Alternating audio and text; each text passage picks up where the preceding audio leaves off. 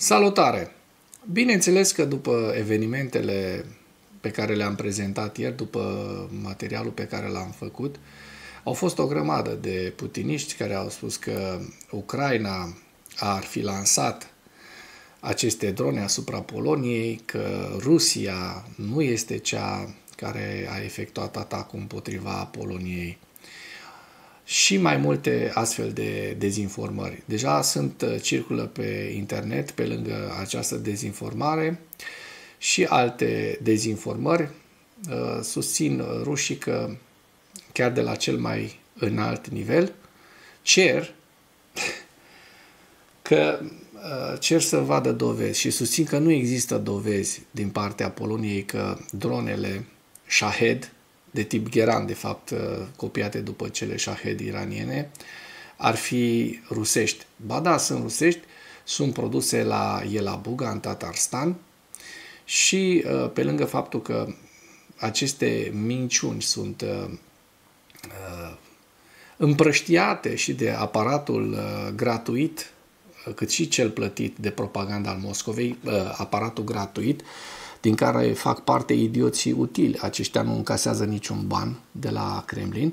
Împrăștie, popularizează foarte mult acest material, aceste dezinformații ale propagandei rusești și, bineînțeles, sunt și dintre cei plătiți. Am văzut o grămadă și la televizor. Așa, accidental, am dat pe un post TV alaltăieri și l-am văzut pe Hadrian Severin, care a fost europarlamentar român, care are pensie specială din Parlamentul European și care a fost condamnat pentru șpagă pe care a luat-o în timp ce era parlamentar. Și acum ăsta se răscoală împotriva Uniunii Europene, cere desființarea Uniunii Europene, spune că Rusia are dreptate, ceea ce face în Ucraina. Deci tot felul de astfel de mizerii și dezinformări. Cu aceste lucruri ne vom confrunta și în săptămânile și lunile care vor veni, pentru că dacă nu se întâmplă vreo minune dumnezeiască să scăpăm de Putin și de regimul criminal de la Moscova, rușii veți vedea că vor testa în continuare marea cu degetul, vor încerca reziliența, vor testa reziliența țărilor NATO. Eu cred că urmează noi provocări, poate chiar în România, dar cu siguranță în țările Baltice. Țările Baltice sunt cele mai vulnerabile. După țările Baltice, Polonia, ca relief mă refer acum, sunt foarte vulnerabile. România este foarte vulnerabilă în partea de est și aici vorbim despre faptul că nu-i ajută nici măcar geografia. România parțial este la adăpost datorită lanțului de munți, lanțului munților Carpați, care protejează întreaga Transilvanie, dar restul este câmpie. Nu cred că rușii vor ajunge să invadeze terestrul România, dar pot organiza tot felul de provocări în Marea Neagră, cât și la gurile Dunării. Așa că trebuie să fim foarte atenți ce se întâmplă, ce se va întâmpla, ce măsuri va lua NATO, pentru că dacă îi lăsăm pe ruși să scape și după această escaladare asupra spațiului NATO, vom crea impresia că suntem o alianță slabă și rușii vor continua să testeze aceste lucruri, iar cred că oficialii europeni știu chestia asta, cât și oficialii NATO. Statele Unite, foarte interesant ce se va întâmpla, pentru că, așa cum ați văzut, s-a întâmplat un atentat și o nouă crimă într-un atentat împotriva unui susținător al lui Donald Trump. Donald Trump este foarte trist în acest moment, pentru că unul dintre propagandiștii săi favoriți a murit. Poate să fie și o provocare din partea Moscovei, încă nu știm, ne dăm doar cu presupusul. Moscova, prin agenții ei, ar fi putut să-l execute pe acest podcaster favorit al lui Trump, Charlie Kirk, Dar încă nu știm. Sunt tot felul de speculații, dar cu toate aceste speculații trebuie să spunem că Rusia are o implicare majoră în Polonia cu acest atac cu drone rusești, care vine de la câteva zile după ce Donald Trump s-a întâlnit cu noul președinte al Poloniei. Deci ăsta este un mesaj clar al lui Putin că face ceva pe toată întâlnirea cu Donald Trump din Alaska. Subiectele principale ale analizei noastre de astăzi sunt: Radoslav Sikorski spune că Rusia a atacat în mod deliberat Polonia, iar afirmațiile Kremlinului de neimplicare sunt minciuni. Friedrich Merz, cancelarul Germaniei, spune că incursiunea dronelor rusești arată vulnerabilitatea apărării aeriene a NATO. Un podcaster proeminent și susținător al lui Donald Trump a fost ucis în Statele Unite ale Americii. Atacurile cu drone ucrainene asupra rafinăriilor de petrol rusești au provocat penurii de benzină în toată Rusia.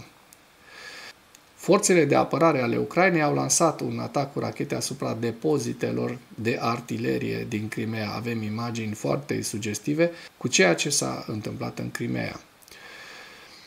Radoslav Sikorski spune că Rusia a atacat în mod deliberat o țară NATO. El a spus că afirmațiile Kremlinului de neimplicare sunt minciuni și o practică de tip sovietică. Da, dezinformația rusească, care, așa cum v-am spus la începutul materialului,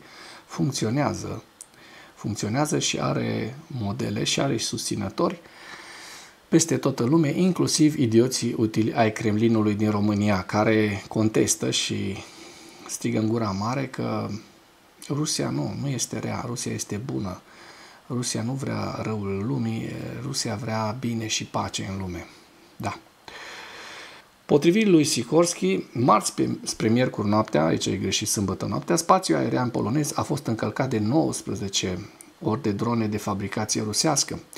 Evaluarea forțelor aeriene poloneze și NATO este că acestea nu au deviat de la curs, ci au fost dirijate în mod deliberat în Polonia, a declarat șeful Ministerului Afacerilor Externe.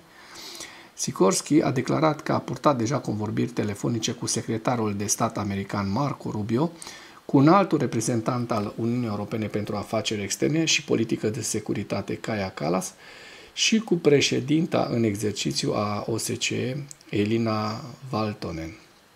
Ministrul a respins versiunea Moscovei, conform căreia Rusia nu a fost implicată în atac și că aceasta a fost o provocare ucraineană. Știu că Rusia susține că nu există dovezi că acestea ar fi fost drone rusești și chiar sugerează că este o provocare ucraineană. Acest lucru era de așteptat. Minciunile și negările sunt răspunsul standard al sovieticilor. Kremlinul își bate joc încă o dată de eforturile de pace ale președintelui Trump. Sikorski a menționat că oricine susține că aceasta a fost o provocare ucraineană răspândește de fapt propagandă rusească. De asemenea, el a asigurat că Polonia, Uniunea Europeană și NATO nu vor fi intimidate. Vom continua să sprijinim poporul curajos al Ucrainei. Este timpul ca conducerea rusă să înțeleagă că încercarea de a restaura ultimul imperiu al Europei este sortită eșecului, a rezumat șeful Ministerului polonez de externe. Deci despre asta este vorba, oameni buni, ceea ce vă spun eu de mai bine de 3 ani de când a început război. Rușii încearcă și se vede deocamdată, încearcă cu costuri foarte mari și cu reușite foarte mici să reinstaureze acest imperiu al răului sovietic, care, în urma căruia au suferit atât de mult bunicii, părinții, dar mai ales străbunicii noștri. Merz spune că incursiunea dronelor rusești arată vulnerabilitatea apărării aeriene a țărilor NATO. Cancelarul german, Friedrich Merz, a declarat acest lucru într-un interviu al său către Politico. El a recunoscut că apărarea aeriană a NATO a funcționat, dar nu atât de eficient pe cât ar fi trebuit pentru a preveni o încălcare masivă a frontierei.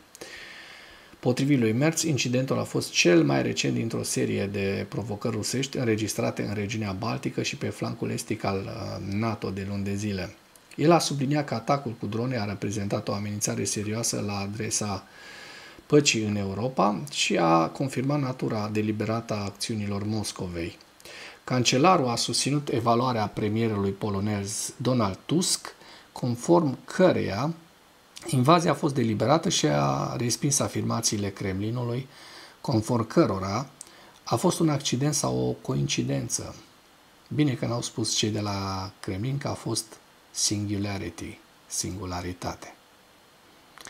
Merz a acordat o atenție deosebită stării sistemului de apărare aeriană. Potrivit acesteia, acest incident a demonstrat clar că apărarea aeriană a țărilor NATO în Europa necesită îmbunătățiri semnificative.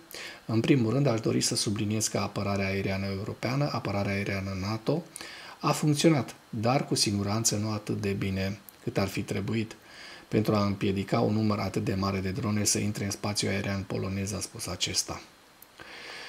Un podcaster proeminent și susținător al lui Donald Trump, este vorba despre Charlie Kirk, a fost împușcat și ucis în timpul unui spectacol în campusul Universității Valley din Utah, în seara zilei de 10 septembrie. Acesta a murit la spital. Conform relatărilor din presă, Kirk a fost spitalizat în stare critică. Videoclipurile care circulă pe rețelele de socializare îl arată pe Kirk împușcat în timp ce vorbea sub un cort în curtea Universității Valley din Utah. Iar studenții din campus au fost văzuți fugind din cauza sunetului focului de armă. Ar trebui să ne rugăm cu toții pentru Charlie Kirk, care a fost împușcat, a spus Trump. Este un tip minunat din toate punctele de vedere. Dumnezeu să-l binecuvânteze. Și avem aici imaginile de la această... Ia uite. Oh my God! Go, run, run! Da? Da. Oh my God! Go, run, run! Destul de nasol. Se întâmplă din nou în Statele Unite ale Americii, pentru că foarte multă lume deține arme de foc, arme de asalt. Astea sunt efectele. Marele, chiar legendarul Charlie Kirk este mort, spune Donald Trump. A fost iubit și admirat de toți, în special de mine, iar acum nu mai este printre noi. Condoleanțele mele și ale Melaniei către frumoasa sa soție Erica și familie. Charlie, te iubim. Charlie Kirk a fost unul dintre fondatorii Turning Point USA, o organizație care a implicat activ tinerii în mișcarea conservatoare și a jucat un rol cheie în mobilizarea tinerilor alegători pentru a-l susține pe Donald Trump în timpul alegerilor prezidențiale din 2024. A devenit rapid o prezență permanentă în media sfera lui Trump, a postat neîncetat pe Twitter opinii provocatoare de dreapta, inclusiv declarații incendiare despre evrei, homosexuali și persoane de culoare. Chiar și unii conservatori au considerat postările sale respingătoare, dar nu și Trump. A fost ajutată în mare parte de redistribuirea regulată a postărilor sale de către Trump. Kirk avea 5,3 milioane de abonați pe X și a găzduit un podcast și un program radio popular, The Charlie Kirk Show. Bun, nu mai insistăm pe Charlie Kirk, Dumnezeu să-l odihnească. Din păcate a și provocat acest lucru, asta dacă nu a fost ucis de agenți de la Kremlin. Vom vedea pentru că stăm pe un teren al speculațiilor și mie nu-mi place chestia asta. Atacurile cu drone ucrainene asupra rafinăriilor au provocat penurii de benzină în toată Rusia. Penuria de benzină s-a extins în peste 20 de regiuni rusești în urma unui val de atacuri cu drone ucrainene asupra rafinăriilor de petrol, potrivit Uniunii Independente a Combustibililor din Rusia. Ceea ce a început ca o perturbare localizată a cuprins acum o mare parte a Rusiei europene, a declarat Dmitri Tortev, membru al Consiliului de Experți al Comitetului Dumei de Stat pentru Protecția Concurenței. Inițial, la sfârșitul lunii august, au fost raportate lipsuri în teritoriile estice, inclusiv Transbaikalia, insulele Curile și Crimea ocupată. Insulele Curile sunt dita mai în partea de est, înspre Japonia, fostele insule japoneze. Până la începutul lunii septembrie, acestea se extinseseră în regiunile Riazan, Nijni Novgorod, Saratov, Samara, Penza, Rostov și Astrahan, precum și în Kalmykia și Tatarstan. Ia să vedem și noi coloanele astea. Dar cred că vi le-am tot prezentat ca Caia Băzdăgania, na uliță Pârpâr. Прям на дороге, нахуй. Нихуя себе. Au început rușii să înjure. S-au obișnuit cu dronele ucrainene care lovesc Мне даже бензина не хватит, нахуй, мне стоять. care lovesc obiective rusești, dar nu s-au obișnuit cu coloanele, cu cozile la combustibil. Acum, asta e viața. Ataci un stat neprovocat, pățăști și din asta. Problemele de aprovizionare cu combustibil au fost raportate în regiunile Amur, Magadan și Sahalin. Forțele de apărare ale Ucrainei au lansat un atac cu rachete asupra depozitelor de artilerie rusești din Crimea. Și vedem în această imagine punctele în care au fost lansate atacuri ucrainene. În august, forțele de apărare ale Ucrainei au efectuat un atac cu rachete în sudul Crimeei, ocupate de către Rusia. Atacul a fost raportat de către un canal Telegram care a publicat și o înregistrare video a atacului, care a avut loc în apropierea satului Soniacna, Dolina, din districtul Feodosia. Ținta au fost depozitele de artilerie ale grupărilor rusești Dnepr. Hai să vedem despre ce este vorba. Еще хуярит. Смотри. Ia uite. Пацаны, блядь, отпошли, валим нахуй отсюда. Cu comentariile de rugare rusești și înjurătorile rusești, satul și zona înconjurătoare sunt probabil acoperite de regimentul 18 rachete antiaerene ale Gărzii, unitatea militară rusească, partea diviziei 31 apărare aeriană a forțelor armate rusești. Вот она, вот она. Și să mai aud încă două. Ебать. Da? În noaptea de 10 septembrie, dronele au lovit sediul central și o instalație de comunicații la unitatea militară 81415, după care o dronă de recunoaștere a înregistrat rezultatele. Hai să vedem despre ce este vorba. Ne ajunge cât au înjurat băieții ăștia. Trecem la... Ia să vedem. Ia uite, Panzer, sistem Panzer. Spune că lucrează sistemul Panzer. Da? Da, hai să vedem cum lucrează de bine. Iată drona care va lovi în această zonă.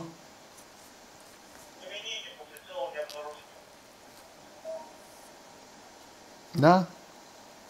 Iată. Прилет по прицелу. A lucrat panțărul, da? A ratat panțărul. Imaginile au arătat două lovituri reușite și funcționarea eșuată a unui sistem de apărare aeriană Panzer S1 care proteja locația. Acesta a fost al doilea atac asupra centrului de comunicații spațiale din Crimea de la începutul lunii. Drone ale unității speciale Ghost ucrainene au lovit radiotelescopul RT-70 și mai multe radare UTLS-T. Le sună telefoanele să-i întrebe ce s-a întâmplat acolo. Da? Și a venit și a doua lovitură ca să clarifice situația. De fapt, nu, acum sosește a doua lovitură. Hai să... Прилет по штабу. N-a lovit în același loc, ci a lovit puțin mai la dreapta, așa cum se vede în această imagine. Din nou spun pățăști când faci nasoale altora. Pe 5 septembrie s-a raportat că operatorii de drone ucrainene au distrus radarele rusești de apărare aeriană Podlet și Neboem în Crimea ocupată. Radarele acestea nu fac parte din sistemele individuale de apărare aeriană, ci asigură supravegherea ca elemente ale unei rețele de apărare stratificate. Acestea transmit informații către posturile de comandă sectoriale, care apoi le transmit unităților antiaeriene. Le vedeți în această imagine și noi trecem la o știre foarte bună. Faptul că Serviciul de Informații al Apărării din Ucraina a lovit complexul 40 de comandă și măsurare, centrul de comunicații spațiale profunde din Vitino, Crimea, avariind sediul acestuia și centrul de comunicații de la fața locului. Informația pe care v-am prezentat-o mai înainte apare și în analiza celor de la Meanwhile in Ukraine, între timp în Ucraina. Trecem la ziua 1296 a războiului din Ucraina.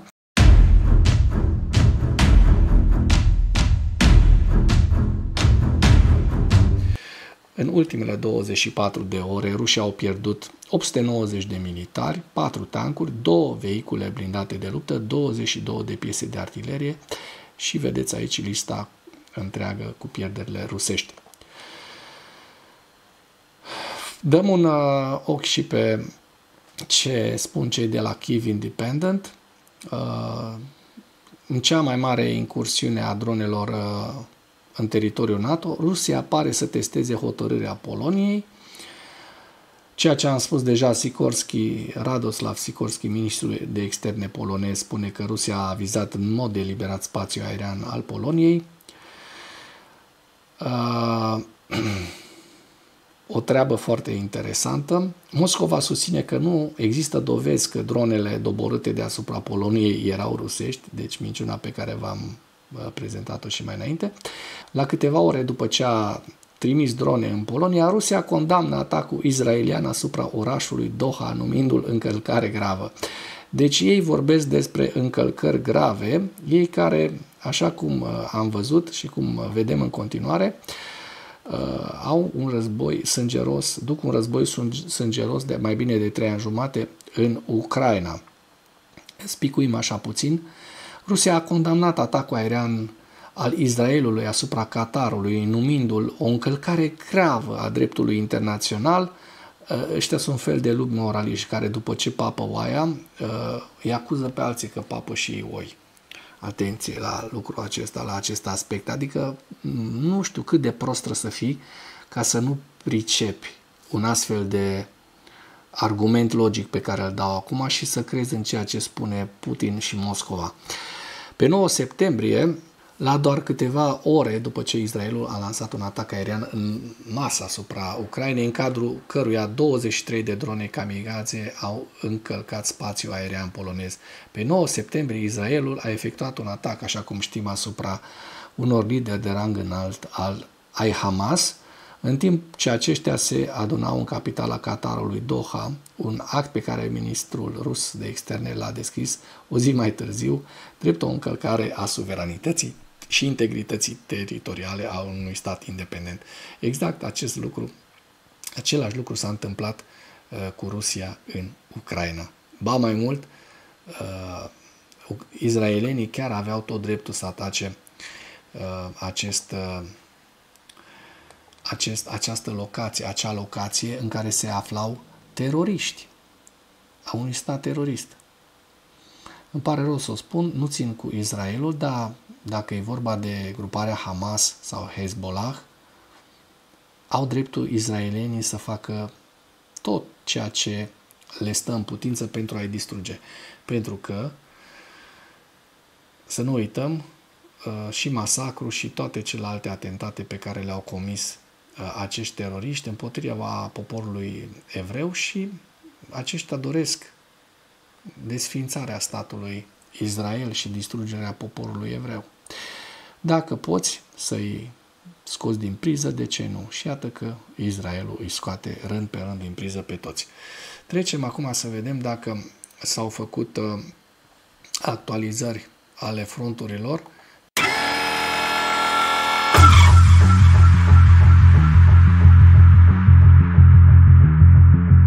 Trecem la evaluarea campaniei ofensive rusești la data de 10 septembrie în viziunea Institutului pentru Studiul Războiului cu principalele știri, informații, dronele rusești au violat spațiul aerian polonez în noaptea de 19 septembrie, ceea ce oficialii NATO și europeni au sugerat a fi o incursiune intenționată a Rusiei. Și se vede în această imagine locurile în care au ajuns aceste drone, iată, foarte aproape de Varșovia și chiar în nord, în Marea Baltică, aproape de Gdansk. Cred că aici este Gdynia, dacă nu mă înșel, un port destul de mare lângă Gdansk. Bun, numărul mare de drone rusești care au violat spațiul polonez sugerează că acesta a fost un efort intenționat al Rusiei. Probabil spun analiștii institutului. Cel puțin o parte dintre dronele care au violat spațiul aerian polonez au fost drone momeală Gerbera, iar Rusia s-ar putea să fi pregătit pentru o incursiune de această amploare în spațiul aerian polonez încă din vara anului 2025. Oficialii ruși au negat că dronele provin din Rusia și au încercat să devieze vina asupra Ucrainei. Ba Ucraina, ba Israel. Oficialii belaruși au încercat să nege orice implicare în incursiunea dronelor rusești, în ciuda dovezilor că dronele au intrat în spațiul aerian polonez din direcția Belarusului. Probabil că Rusia încearcă să evalueze capacitățile și reacțiile Poloniei, cât și ale țărilor NATO, în speranța de a aplica lecțiile învățate în viitoarele scenarii de conflict cu Alianța NATO. Rusia încearcă de asemenea să limiteze sau să descurajeze ajutorul militar occidental către Ucraina. Bloggerii militari ruși au amplificat diverse narațiuni pentru a infirma relatările occidentale despre încălcarea spațiului aerian polonez de către Rusia, multe dintre acestea fiind în concordanță cu răspunsurile oficiale rusești și belaruse. Partenerii occidentali ai Ucrainei continuă să se angajeze în asistență militară și financiară pentru Ucraina. La final, vedeți hărțile Institutului pentru Studiul Războiului la data de 10 septembrie și avem aici direcția Sumă, Kharkiv, Lugansk, Svatove Kremina, Donetsk, Kostiantinivka, Druzhivka, Dobropilea, Pokrovsk, Zaporojie și Herson. Și cu acest ultim detaliu încheiem materialul nostru de astăzi cu îndemnul: dacă ați găsit informații utile în acest videoclip, nu ezitați să-l distribuiți pentru a ajunge la cât mai multă lume. Mulțumesc!